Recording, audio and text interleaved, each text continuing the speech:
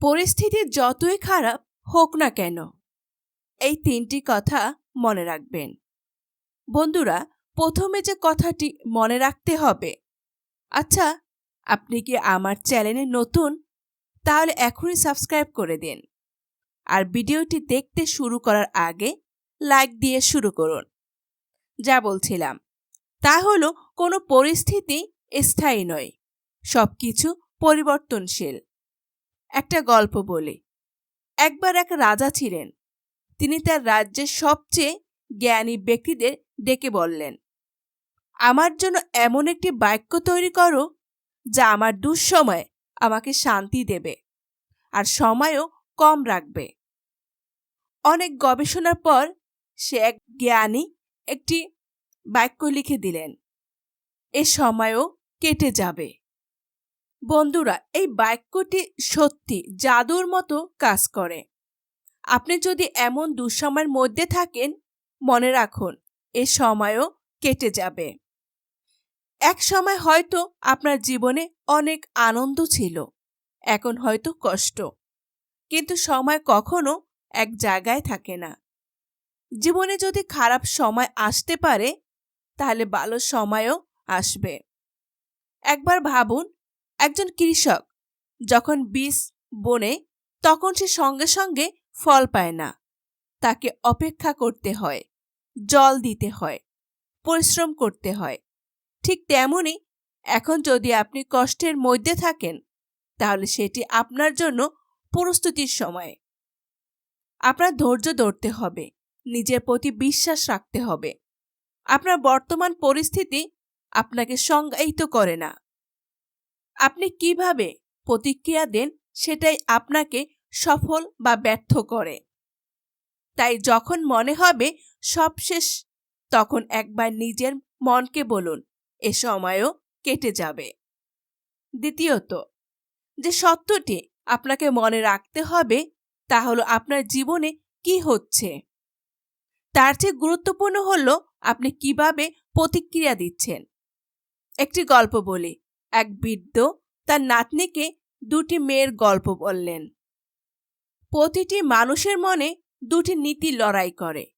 একটি হলো নেতিবাচক নীতি, যে আমাদের মধ্যে রাগ, হতাশা, ভয় নিয়ে আসে।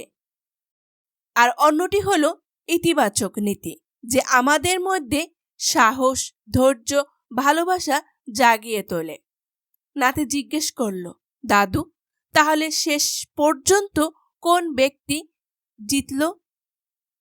বৃদ্ধ উত্তর দিলেন, যেটাকে তুমি বেশি খাওয়াবে। এই গল্পের শিক্ষা হলো, আপনার জীবনে খারাপ কিছু হতেই পারে, কিন্তু আপনি কিভাবে প্রতিক্রিয়া দিচ্ছেন সেটাই আসল বিষয়। ধরুন আপনি পরীক্ষায় ফেল করছেন। এখন আপনার দুইটি পথ আছে। এক, কাঁদতে পারেন, হাল ছেড়ে দিতে পারেন, নিজেকে ব্যর্থ ভাবতে পারেন। 2, নিজের ভুলগুলো থেকে শিক্ষা নিতে পারেন, দ্বিগুণ পরিশ্রম করে আরও ভালো প্রস্তুতি নিতে পারেন।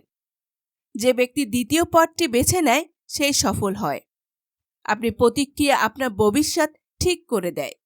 তাই যখন আপনার কিছু ঘটে, হতাশ হয়ে পড়ার বদলে নিজেকে জিজ্ঞেস করুন, আমি কিভাবে এই পরিস্থিতিকে আমার শক্তিতে পরিণত করতে পারি।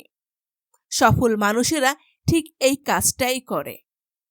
তৃতীয়ত, এবং সবচেয়ে গুরুত্বপূর্ণ শর্ত হলো, সবচেয়ে অন্ধকার রাত এরপরে সূর্য ওঠে। একজন ছাত্র ছিল যে পরীক্ষা বারবার ফেল করছিল। তার আত্মবিশ্বাস নষ্ট হয়ে গেছিল। তার বন্ধুরা তাকে নিয়ে হাসাহাসি করত, কিন্তু সে হাল ছাড়েনি। প্রতিদিন একটু একটু করে নিজেকে উন্নত করতে লাগলো। শেষ পর্যন্ত সফল হলো। এটি শুধু গল্প নয়, বাস্তব জীবনেও সত্যি।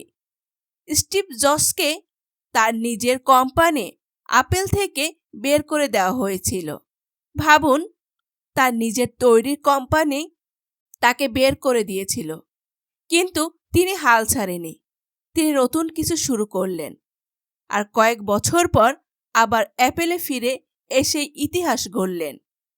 তাই যদি আপনার জীবনে এখন কঠিন অবস্থায় থাকে, তাহলে মনে রাখবেন, সবচেয়ে অন্ধকার রাত, এরপরে নতুন সূর্য উঠবে। হয়তো আজ আপনি কাঁদছেন, কিন্তু একদিন আপনি হাসবেন এই মুহূর্তগুলোর কথা মনে করে। আপনি যা অনুভব করছেন তা চিরস্থায়ী নয়, ভালো দিন আসবেই। বন্ধুরা, জীবনে কঠিন সময় আসে, কিন্তু মনে রাখবেন এই তিনটি শক্তিশালী সত্য। ১. পরিস্থিতি চিরস্থায়ী নয়। ২. আপনার প্রতিক্রিয়া সবচেয়ে গুরুত্বপূর্ণ। ৩. অন্ধকারের পরেই তো আলো আসে। এই কথাগুলো শুধু শুনলেই হবে না, প্রতিদিন নিজেকে মনে করিয়ে দিন। এখন আমি আপনাদের চ্যালেঞ্জ দিচ্ছি। আপনার জীবনে সবচেয়ে বড় চ্যালেঞ্জ কি?